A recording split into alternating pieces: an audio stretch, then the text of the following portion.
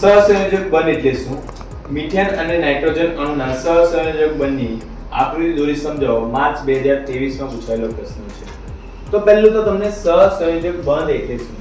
તો નામમાં જ અર્થ છુપાયેલો. સહ એટલે સાથે, સંયોજક એટલે કે જોડાઈને બનાવેલો બંધ એટલે કે સહસંયોજક બંધ.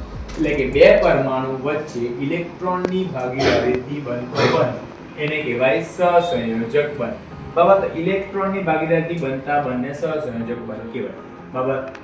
આપણે વાત કરી ચૂક્યા છીએ સહસંયોજક બંધની અગાડી. પણ હવે વાત કરીએ મિથેન અને નાઇટ્રોજન અણુમાં. તો પહેલા વાત કરો મિથેન. મિથેન એટલે કે એક કાર્બન વાળો. એક કાર્બન એટલે CnH2n+2 વાળા સૂત્રમાં મૂકીએ તો એક કાર્બન હાઇડ્રોજન 2 1 બરાબર 2 એટલે 2 2 બરાબર એટલે કે CH4 બને. એટલે કે મિથેનનું અણુ સૂત્ર શું આવે? CH4. હવે એક વાત કરીએ મિથેનમાં કોણ છે? કાર્બન અને હાઇડ્રોજન. તો કાર્બનની વાત કરીએ તો કાર્બનનો પરમાણુ ક્રમાંક કેટલો હોય છે? કાર્બનનો પરમાણુ ક્રમાંક 6. એટલે કે પહેલી કક્ષામાં 2 ઇલેક્ટ્રોન ભરાઈ જાય અને બીજી કક્ષામાં 4. હવે પહેલી કક્ષામાં તો 2 જ જરૂરી છે એટલે 2 ભરાઈ ગયા, ફૂલ થઈ ગયું. બીજી કક્ષામાં કેટલા? અષ્ટક પૂર્ણ કરવાનો એટલે 8 જોઈએ. તો એની પાસે તો 4 જ છે એટલે કેટલા ઘટે? 4 ઘટે છે અથવા 4 વધે છે. 4 દૂર કરે કાં તો ઘટાડે.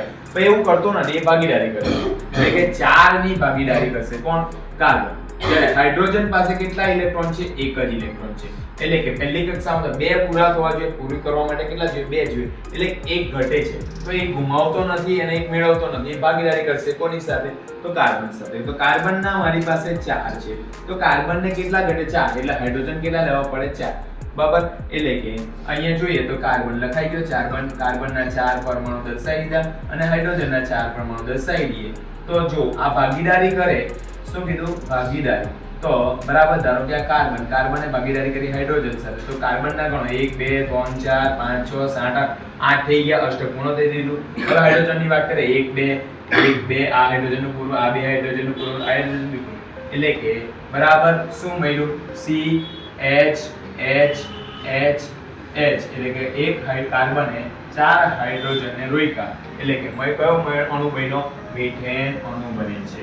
બરાબર. તો આ શું હતું? કાર્બન પરમાણુ, 4 હાઇડ્રોજન પરમાણુ, ઇલેક્ટ્રોનની ભાગીદારી અને મિથેન. બરાબર. મિથેન અણુની રચના. હવે વાત કરીએ નાઇટ્રોજન. નાઇટ્રોજનનો પરમાણુ ક્રમાંક આપણને ખબર છે N7. બરાબર. અહીંયા આવે N પર ધોની. બરાબર. હા. બરાબર. તો નાઇટ્રોજનનો પરમાણુ ક્રમાંક 7. એટલે કે પહેલી કક્ષામાં કેટલા ભરાઈ ગયા? 2.